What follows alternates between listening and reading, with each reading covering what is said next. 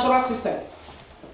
So even when cesarean operation becomes inevitable, they still want to push. They push and push until the uterus ruptures and they die. Because they want to avoid being scandalized by other women who will say they don't have strength to give birth. False tradition. Am I speaking to somebody? Yeah. I mean, don't be too quiet. If you are excited, please just give me a good smile. Yeah. Because these are some of the traditions that are harmful to us at this modern time. Because somebody wants to show her strength, that she is capable of pushing her pregnancy. So even when the uterus is not in a good state, she has to push and push and push because she doesn't want to be ostracized. Such a tradition must be looked with another eye. It is very risky. It is jeopardizing the health of the women. What about widowhood? A woman that lost the husband is already miserable. But do you see how some certain African culture has marred them? When a woman has lost the husband, she's already miserable. But it's not only that the husband is dead. What about the torturing that the family members of the husband gave to her? Yeah. Some of the women, they confiscate their properties.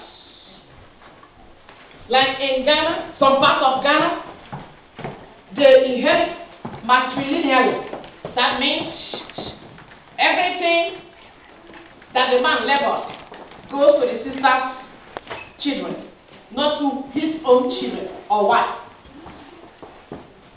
So after you have labored so hard with a man, and something happens to that man, that is the end. The sisters, the children of the sister, who never knew what you suffered, will be the people to inherit what you and your children are supposed to have. Are we supposed to continue to permit such a tradition? No. Is it not harmful? Yeah. I saw some incident. I brought a lady about 3 weeks or 4 weeks ago to my radio show. She was so wounded. She was weeping and she said she needed to voice out to the world. What happened to her? The siblings of the husband, the younger brother wanted to sleep with her. Immediately the husband passed away, the younger brother now wants to take over. And she said, no, it's not possible. They said, okay, if you are not ready to sleep, then you are going to forfeit all the cash and the property and the bank account of the man. You can take your children, go to another place and train them, but not in our compound. Now the question is, where are the elders of this community? Why are they sanctioning things that are devilish? And we say it's our culture. Even though it is very detrimental, very harmful, we still say it is our culture. It is time that we stand as women and give a voice to some of these harmful traditions. It is time. There are other women, when they have lost their husbands, because of the culture, they would like to stay in that family, which is okay. But even if you are staying in that family, don't desire to marry the brother of that man when he is already married. And when a man says, no, I can't marry you, you know, it becomes a rivalry between the wife of that young one and the one that lost the husband. Enmity. Because that young man probably doesn't fancy the wife of the this is the brother. Why would we permit such a tradition in this 21st century? Even if we have become victims to that, we as women must open our mouth and begin to let our children know that you do not support things like this. We must not close our mouth and grind inside and have high death rate when we could have solved the problem by opening our mouth to speak. African woman is so inward more than outward. The time we use to dress and appear very sophisticatedly, if we can apply that to speaking out, it will be very wonderful.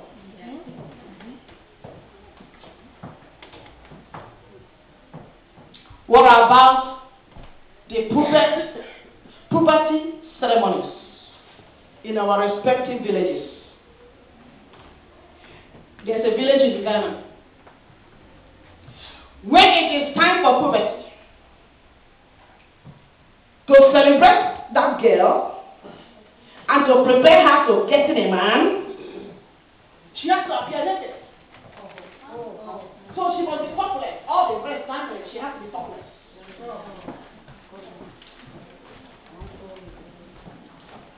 They make sure that she is topless. And then she has to wear very tiny something here, and then with so many bits. But the bit does not cover the breast or cover any other side that is exposed. And then they have to dance around the community, dance around the whole village for lustful men to set their eyes on them. And then after this lustful men looking at innocent girls of 14, 15, 16, they begin to make a choice. Because I believe that those traditional culture and traditional dances, young men who ought to marry those girls are not in the village, they are in the city. So you see the young girls falling victim to old men who forces their way to marry them because they have seen their pointed breast and seen their plumpy waist. Now they want to perfect them.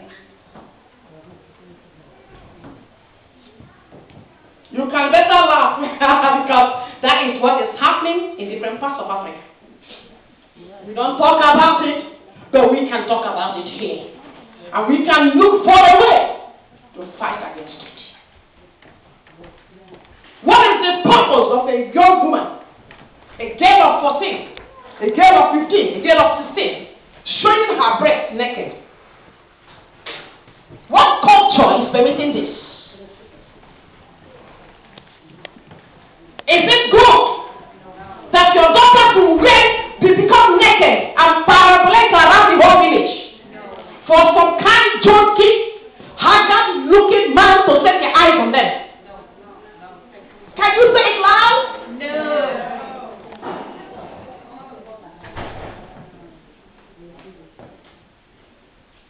These are the things, these are the traditions that we have to arise to change. It's not helping us. It's making us look odd, timid, and very primitive. That we must not allow it. I do not and will not permit any of my daughters to involve in such ceremonies. It's very ungodly. What about denial of inheritance? Where you are supposed to inherit. Look. We are in a civilized country. When the white people give birth to just one, whether boy or girl, they value that child. Inheritance is being passed over onto her or him. But in the African tradition, it's almost like a curse to be a woman. Separate from us, they can't separate. Give us a place that we merit, they can't give to us. Where do they want us to be? In heaven or in earth or beneath? So we must arise and speak about things like this. is very unjust.